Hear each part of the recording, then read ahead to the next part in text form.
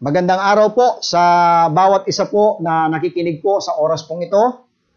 Ipinapaabot po namin ang aming pong malugod po na pasasalamat po sa bawat isa po, lalo na po yung sumusubaybay po dito sa ating pong series po ng pag-aaral po ng Bible Believers Baptist Church. Ito po ay aming evangelistic campaign na ang aming layunin po, mga minamahal, ay maipahayag po ang dakilang kaligtasan na ito po ay matatanggap ng bawat sino mang tao na sasampalataya sa ating Panginoong Jesucristo. At ito po ay sa biyaya po ng Panginoon ay pangatlo na pong mensahe. At doon po sa mga oras pong ito na nakakasubaybay po mula nung una, pangalawa at ngayon, ay sana po ay meron na po kayong natututunan.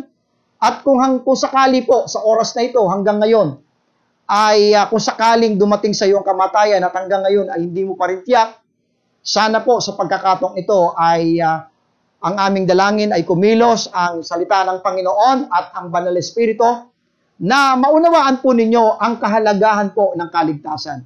Sapagkat ang kamatayan po ay darating sa buhay ng isang tao anumang oras. At sana bago dumating ang kamatayan po sa atin po mga minamahal, ay tayo po sana po ay nakatitiyak po ng ating kaligtasan. Ngayon po, ang pamagat po ng ating mensahe po, the gospel of your salvation. Ang ebanghelyo ng iyong kaligtasan. Sa Biblia po, meron pong tinatawag pong the gospel of your salvation. Meron pong ebanghelyo na ito po ay tumutukoy para sa kaligtasan mo at kaligtasan ng sangkatauhan. Ano po? Babasa po tayo ng talata po na magbibigay po talaga ng patunay, the gospel of your salvation. Dito po sa Ephesians chapter 1 verse 13. Ito po yung talata na mababasa po natin na magpapatunay na meron pong ebanghelyo ng kaligtasan. Ang sabi po sa verse 13, in whom you also trusted after that ye heard the word of truth, the gospel of your salvation, in whom also, after that ye believed, ye were sealed with that Holy Spirit of promise. So, meron pong mga minamahal na tinatawag po na the gospel of your salvation. Ano ba ito? Okay? Napakahalaga po ito Itong gospel of your salvation. Ang sabi po sa Romans chapter 1 verse 16, bakit po tinawag po ito na ebanghelyo ng kaligtasan ng sangkatauhan? Dahil ang sabi po sa Romans chapter 1 verse 16, ito po ang nakasaad po sa Romans chapter 1 verse 16, for I am not ashamed of the gospel of Christ, for it is the power of God unto salvation to everyone that believeth, to the Jew first, and also to the Greek. Kaya po mga minamahal, kaya pala ito pong ebanghelyo ay ebanghelyo ng kaligtasan, sapagkat sa ebanghelyo, narito po ang kapangyarihan ng Diyos. It is the power of God unto salvation to everyone that believeth. Isa pong talata ang ating babasahin po. Sa 1 Corinthians chapter 1 verse number 18. Nakasaad po dito, for the preaching of the cross is to them that perish foolishness. Ito pong pangangaral na ito sa mga tao pong hindi paligtas. Maaring sa iba po, ito po ay kamangmangan, pag-aaksaya lamang ng oras. Pero sabi po ng Biblia, but unto us which are saved, it is the power of God. Mga minamahal, bakit po meron pong ebanghelyo ng kaligtasan? Sapagkat sa ebanghelyong ito na ating ipapangaral po ngayon, narito po ang kapangyarihan ng Diyos para sa kaligtasan ng sangkatauhan. Ano po? Ang problema po, meron po tinatawag sa Biblia na another gospel. At yan po ang nakakalungkot po sa ating panahon ngayon, na marami po ang nangangaral at kiniklaim nila na nangangaral sila ng ebanghelyo. Ito po ay magsilbing babala po sa bawat tagapakinig po, na hindi po lahat ng nagsasabi ng nangangaral sila ng ebanghelyo ay talagang ebanghelyo na ng ating Panginoon. Sapagkat sa Biblia po, ay meron din pong sinabi na tinatawag na another gospel. Ito po ay matutunghayan po natin sa 2 Corinthians chapter 11, verse number 4. For if he that cometh preacheth another Jesus, whom we have not preached, or if ye receive another spirit which ye have not received, or another gospel which ye have not accepted, ye might well bear with him. So meron po tinatawag sa ating panahon ngayon na another gospel, ibang ibanghelyo. Ano po ba itong ibang ibanghelyo na to? Ang sabi po sa Galatians chapter 1, verse 6 and 7, I marvel that ye are so soon removed from him that called you into the grace of Christ unto another gospel, which is not another, but there be some that trouble you and would pervert the gospel of Christ. Kaya mga minamahal po, meron pong tinatawag na ibang ibanghelyo, at itong ibanghelyong ito ay hindi po galing sa salita ng Diyos, kundi ito po ay perversion of the gospel. Kapag ka po yung ibanghelyo na yan, matutungayan po natin mamaya, ay hindi po tumutukoy sa sinasabi ng banal na kasulatan. Mag-ingat po tayo sapagkat marami po ngayong nangangaral na tinatawag na ibang ibanghelyo. Hindi po ibanghelyo na galing sa Panginoon, yan po ay ibanghelyo na galing po sa mga maling tagapagturo sa oras pong ito. Alam po ninyo, sabi po sa 2 Corinthians chapter 4, verse 3 to 4, nais ko pong tumingin po tayo sa ating screen at sumabay po kayo na basahin po itong verse na to sapagkat napakahalaga po itong dalawang verses na ito na ating pong babasahin. Sabi po ng Biblia, but if our gospel be hid, it is hid to them that are lost. Kung ang ebanghelyo ay naitago, ito ay naitago sa mga lost, sa mga unsaved, sa mga hindi pa mananampalataya, sa mga taong hindi pa nakakatyak ng kaligtasan, mga minamahal, itinatago itong ebanghelyong ito ay naitago. Sino kaya ang nagtatago nito? Ang sabi sa susunod na mga salita, in whom the God of this world hath blinded the minds of them which believe not. Meron po kasing bumubulag po, mga minamahal, sa mga tao. At ito po ay ang Diyos ng sanglibutang ito. Ito po ay si Satanas. Si Satan po, siya po ang God of this world na bumubulag diyan sa mga tao upang yung ebanghelyo po ay hindi po mapakinggan at hindi po malaman ng mga tao, lest, ang sabi po sa pagpapatuloy po ng ating pagbabasa, lest the light of the glorious gospel of Christ, who is the image of God, should shine unto them. Mga minamahal, itinatago po ito hindi ng mga kampon po ni Satanas, ng mga maling tagapagturo. Imbis na ebanghelyo ni Kristo po ang ipinapangaral, kung ano-ano pong mga pamamaraan na pagtuturo po ng mga tao ng kanilang reliyon. Kaya ito pong nagiging dahilan kung bakit sa ating panahon ngayon na itatago ang tunay na ebanghelyo ng ating Panginoon. Kaibigan, tanungin kita, alam mo ba ang ebanghelyo ni Kristo? Narinig mo na ba ang ebanghelyo ng ating Panginoon?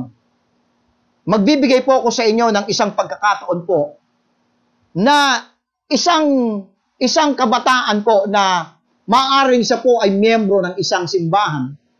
At nung aking po siyang tinanong tungkol sa ebanghelyo, kung alam niya bang ebanghelyo, bagamat siya po ay isang miyembro na ng isang simbahan, marahil siya ay nagpapakilala na siya ay Kristiyano na at nagsasabing siya ay nagkiklaim na ligtas na. Pero pakinggan po natin yung aming pag-uusap po at para po makita po ninyo na alam mo ba ang ebanghelyo ng ating Panginoon. Ito po, pakinggan po natin.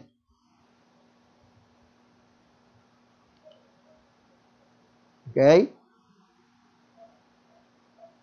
Yes, so then faith cometh by hearing and hearing by the word of Okay, God. anong gospel, brad, ang ipipreach natin? Yes, yung ginawa ng Panginoon, and after na nalaman niya po yun, kailangan niya kung magsisi. Anong gospel? What gospel ang ipipreach mo? What gospel ang ipipreach mo? So, makikita po natin, mga minamahal, sabi ko, what gospel ang ipipreach mo? Kasi ito ay nangangahas na alam niya ang Biblia. Pero nung tinanong po natin kung ano yung ebanghelyo, hindi po niya alam kung ano yung ebanghelyo. Marahil ikaw din po, kaibigan na nakikinig ngayon.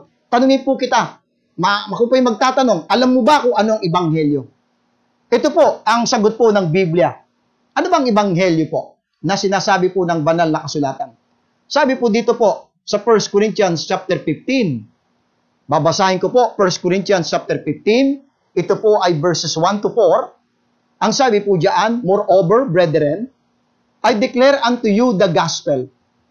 Pinapangaral ni Apostol Pablo yung gospel, which I preach unto you, which also ye have received, and wherein ye stand, by which also ye are saved, if ye keep in memory what I preach unto you, unless ye have believed in vain, for I delivered unto you first of all that which I also received, how that Christ died for our sins, according to the Scriptures, and that He was buried, and that He rose again the third day, according to the Scriptures. So mga minamahal, ang Ebanghelyo po ay nakapaloob po doon yung kakumpletuhang ginawa ng ating Panginoon, na siya po ay namatay, inilibing, at nabuhay na maguli. Ang tanong ko po sa iyo, kaibigan, nung ikaw ba ay naging miyembro o umanib sa simbahan, naipaliwanag ba sa iyo itong ebanghelyong ito? Ito po ba ay nabuksan sa iyong habang siya'y nagpapaliwanag tungkol sa kaligtasan? Nabuksan ba itong mga talatang ito sa iyo? O ikaw ay pinasunod sa isang panalangin na hindi man lamang na ipaliwanag ang ebanghelyo ng ating Panginoon sa iyo? Kaibigan, napakahalaga po ang ebanghelyo sapagkat sa ating pong topic ngayong oras ito, ebanghelyo ng iyong kaligtasan, mga minamahal. Ang ating pong pinag-uusapan po ngayon. Napakahalaga po ito, mga minamahal. At 5 aspects. Ngayong oras pong ito, ako po ay magbibigay ng 5 aspeto po ng ebanghelyo ng ating Panginoon. Ang unang-una pong aspeto po nito, the gospel which is according to the Scriptures. Ang ebanghelyo na naaayon sa banal na kasulatan. Katulad ng ating nabanggit kanina, na merong ibang ebanghelyo. Pero yung ebanghelyo ng ating Panginoon, which is according to the Scriptures, ito po ay ayon sa banal na kasulatan. Ano po? Sa 1 Corinthians chapter 15, muli po nating tutunghayan po, at binasa natin kanina, at doon sa screen, pero nais kong balikan po natin.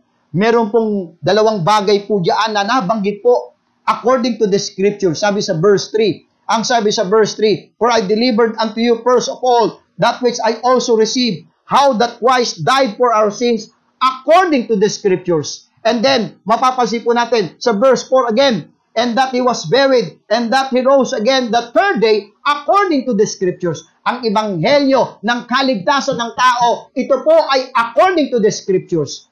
Ang sabi po sa 1 Thessalonians chapter 1, verse number 5, for our gospel came not unto you in word only, but also in power, and in the Holy Ghost, and in much assurance, as you know what manner of men we were among you for your sake. Makikita po natin dito, ang isa sa mga basihan, na makikita po natin na ang ebanghelyo po ay tunay na ebanghelyo na galing sa Panginoon. May 3 bagay po tayo makikita kapag yung ebanghelyo na ito ay according to the Scriptures. Unang-una po, ang sabi po diyan sa 1 Thessalonians 1:5, but also in power. Sabi diyan, for our gospel came not unto you in word only, but also in power. Ang ebanghelyo po ng ating Panginoon, ito po ay may kapangyarihan.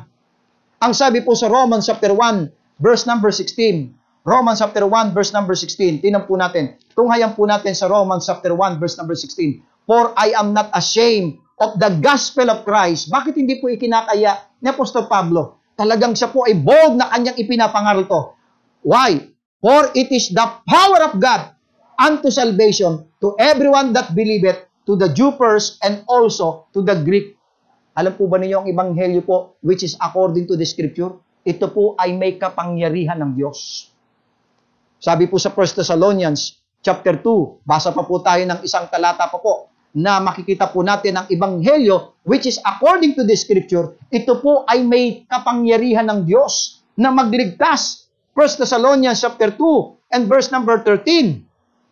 For this cause also thank we God without ceasing, because when ye receive the word of God, which ye heard of us, ye receive it not as the word of men, but as it is in truth the word of God, which effectually, nais kong pasinin po ninyo, which effectually also, which worketh effectually, worketh also in you that believe.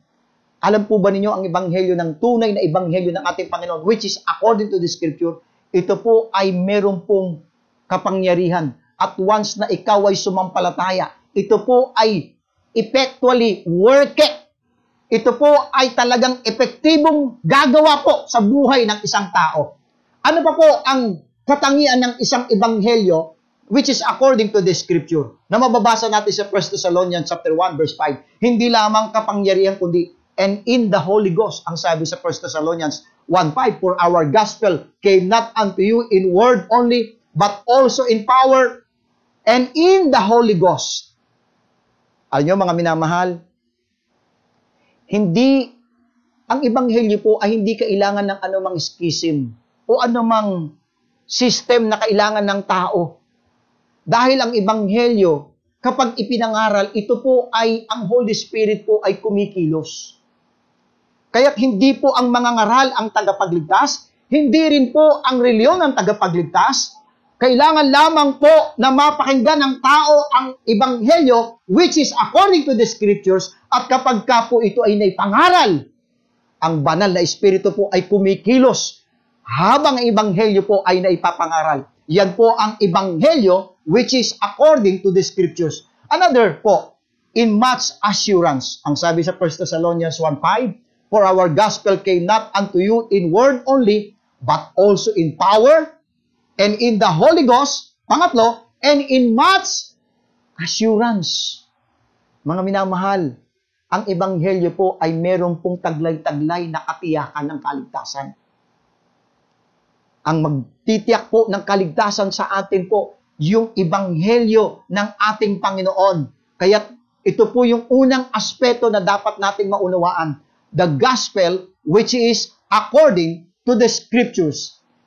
Pangalawa po, the gospel is a factual event. Ang ebanghelyo po ay totoo po talagang nangyari. Okay? Yung kaganapan po doon sa sinasabi sa ebanghelyo po, ito po ay talagang totoong nangyari.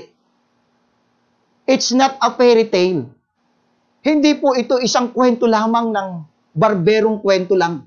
Totoo po talaga yung ebanghelyo. At yung talagang nakasaad sa ebanghelyo, ito po yung pagkasabi po na si Kristo ay namatay, inilibing, at nabuhay na maguli. Totoo pong nangyari po yun.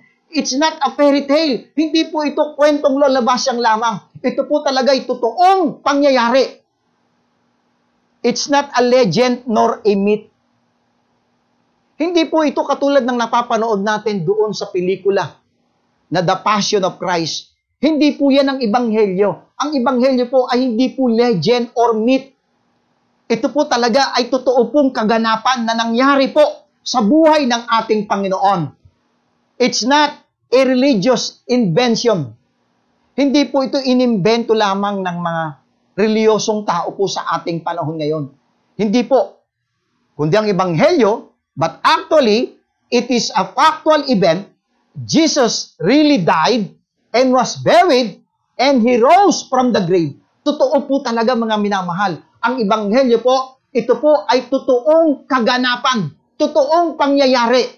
Basahin po natin yung talata po sa Philippians chapter 2, verse number 8, na nagpapatunay ng ebanghelyo ay talagang totoong factual event. And being found in passion as a man, He humbled Himself and became obedient unto death, even the death of the cross. Namatay talagang ating Panginoon. Hindi po kwento-kwento lang ito. Hindi po ito isang legend na parang napapanood lang natin sa pelikula na parang isang myth o legend lamang o kwento lamang. Hindi po.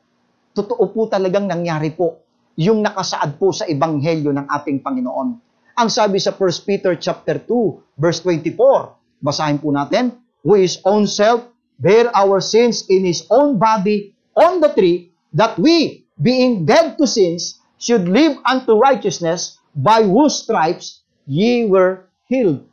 Talagang dinala po talaga ng ating Panginoon yung kasalanan mo at kasalanan ko. At talagang totoo po siya'y namatay. Totoo po talaga siya'y inilibing. At totoo po talagang siya po ay bumangon sa mga patay. The gospel is a factual event. Number 3 po, the gospel is an accomplishment. Sa ebanghelyo po, meron pong na-accomplish ang ating Panginoon. Meron pong goal na naabot. Meron pong misyon na natupad sa ebanghelyo ng ating Panginoon, mga minamahal. In His death, He bore our sins. Sa kanyang kamatayan, tinaglay niya, dinala niya ang kasalanan mo. Mga minamahal, He paid the price of our redemption. Binayaran po niya ang kasalanan po natin ng katubusan ng ating kasalanan. Ang sabi sa 1 Peter chapter 1, babasahin ko po.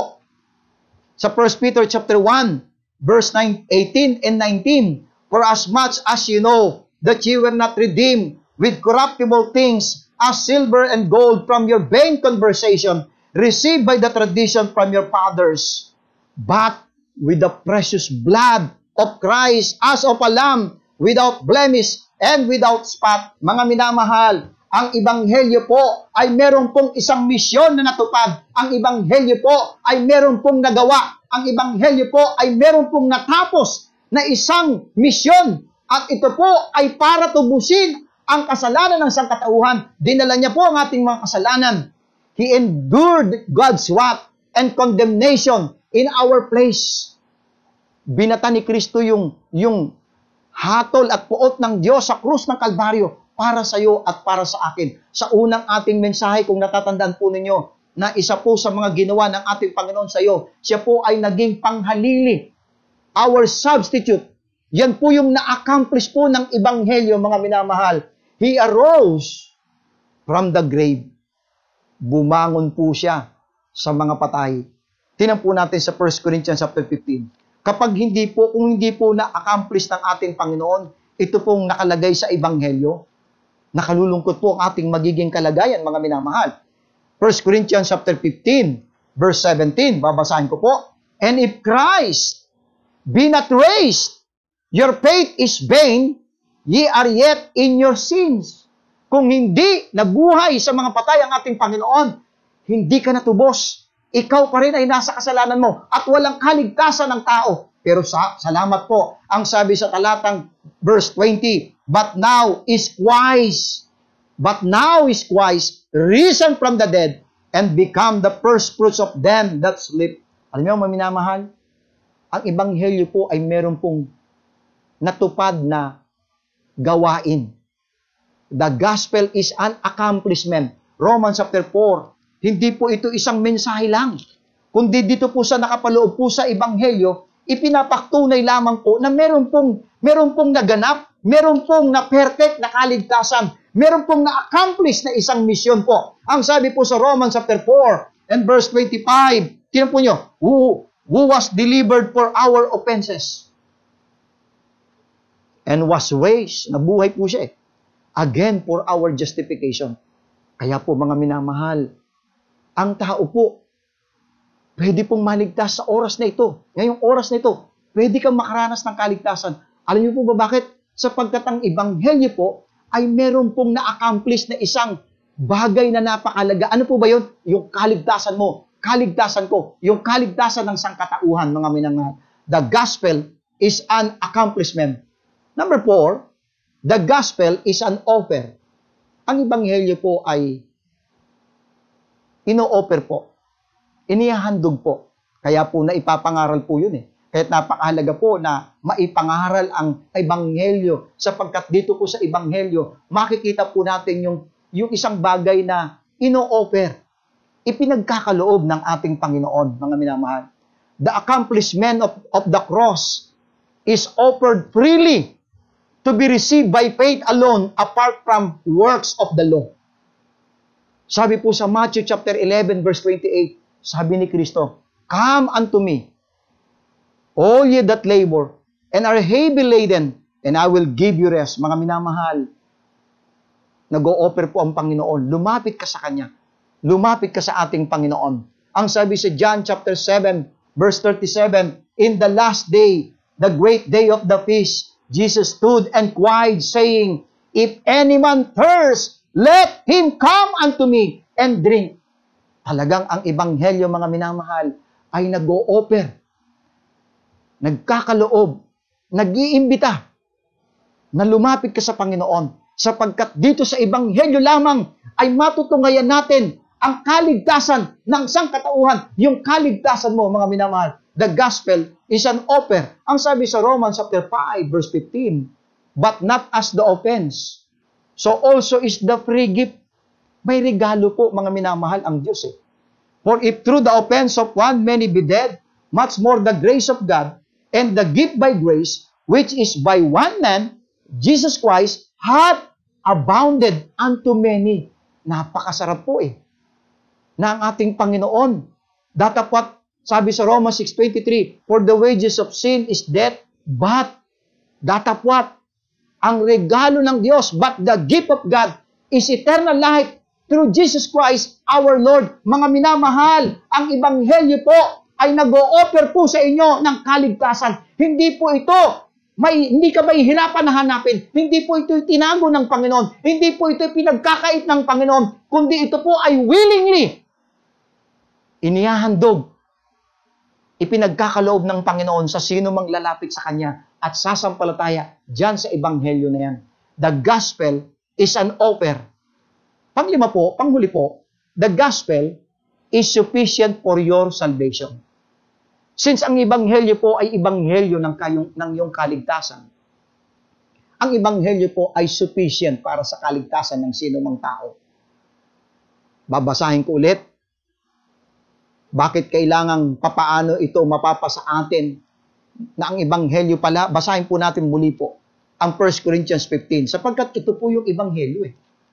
Na naniniwala ako na hindi ito na ituro sa'yo ng mga nangaral sa'yo. Ito po yung Ebanghelyo ng kaligtasan ng sangkatauhan.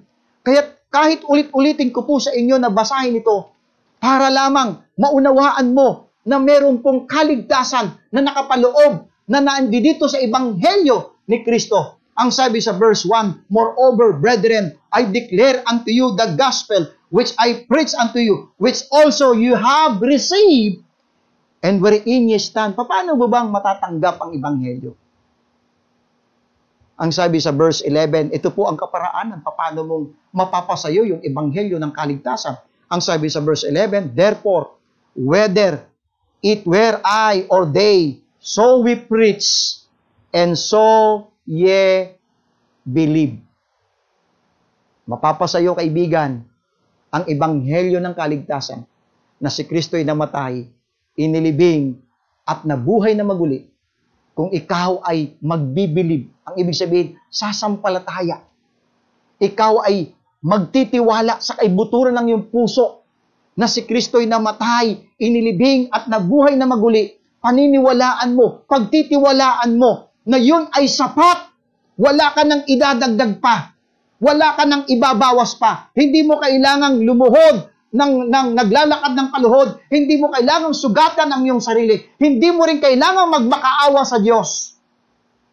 Dahil ang Ebanghelyo ay ipinagkakaloob. Ang Ebanghelyo, nakapaloob dito yung sakripisyo ni Kristo. Nakapaloob dito yung ginawa ng Panginoon. Nakapaloob dito yung isang bagay na na-accomplish ng Panginoon na siya'y namatay para sa iyong kasalanan. Inilibing siya at muling nabuhay na maguli, mga minamahal.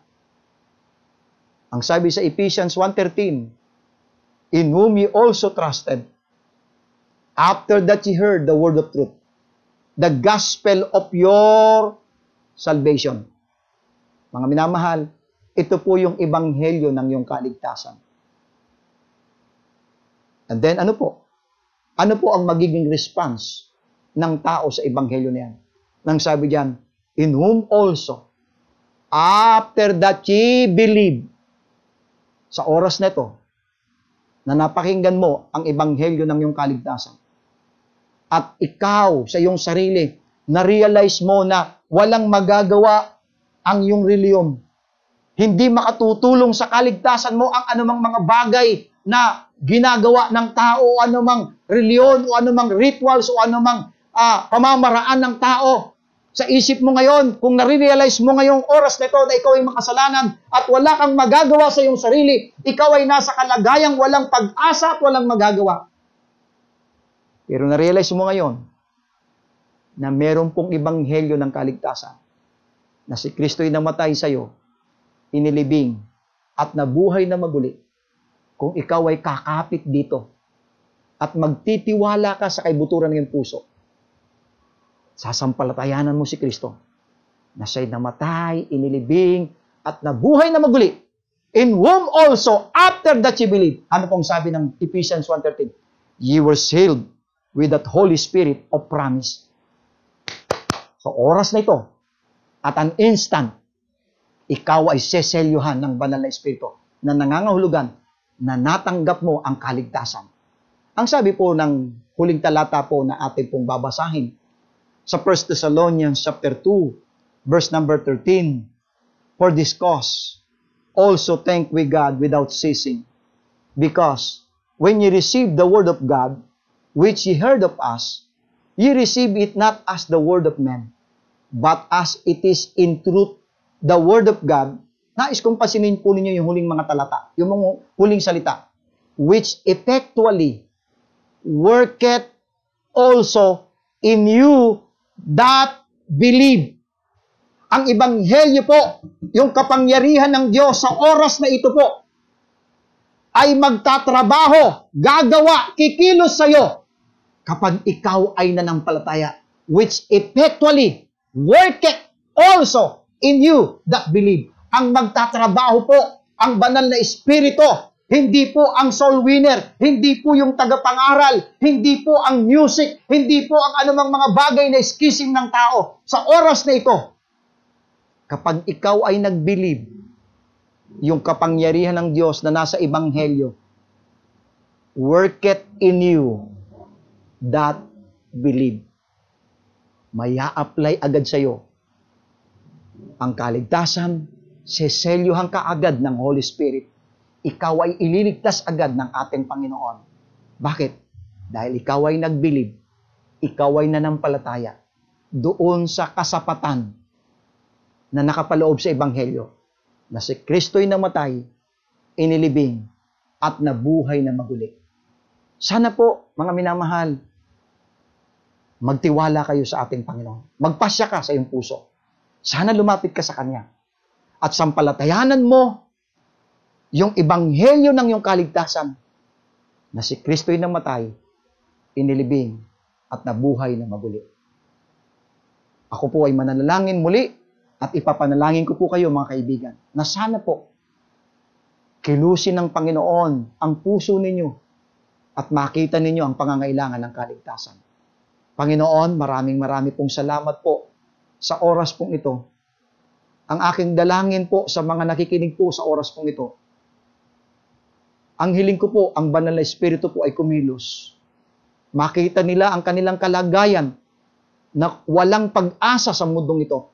Walang pag-asa sa anumang reliyon. Walang pag-asa dito sa mundong ito, o Panginoon. At sana po, makita nila na ang pag-asa lamang ay nasa ebanghelyo ng kaligtasan, na si Kristo'y namatay, inilibing at nabuhay na maguli. Sana po, sa mga oras pong ito, i-convict nyo po ang mga tagapakinig na sila po ay kumilala. Ipatong nila, magtiwala sila doon sa kasapatang ginawa ninyo na kayo'y namatay, inilibing at nabuhay na maguli. Maraming pong salamat. Purihin ka, Panginoon, sa pangalan po ni Jesus. Amen at amen. Nais ko pong ipaabot po sa inyo ang aming pong pasasalamat po na kayo po'y nakinig po. At kung sakali pong kayo po ay may mga katanungan pa po, pwede po kayong mag-comment. Kung meron kayo pang hindi gustong liwanagin o maaaring meron pa kayong mga bagay-bagay na nagpapagulo sa inyong kaisipan patungkol sa sinasabi ng banal na kasulatan, welcome po. Kami po ay tumatanggap po ng mga katanungan. Pwede po kayong mag-comment. At kung nagnanais po kayo na nais po ninyong makapakinig pa ng marami pang pagtuturo po, meron po kaming mga pagtitipon po pag dito po sa online, okay? Ministry po through FB Live at saka sa Zoom. Mag-comment lang po kayo at ibibigay po namin ang link para po kayo ay maka-join po sa amin pong mga pag-aaral po ng mga banal na kasulatan. Maraming salamat po sa bawat isa po sa inyo po. Pagpalain tayo ng Panginoong Diyos na makapangyarihan sa lahat. God bless you po.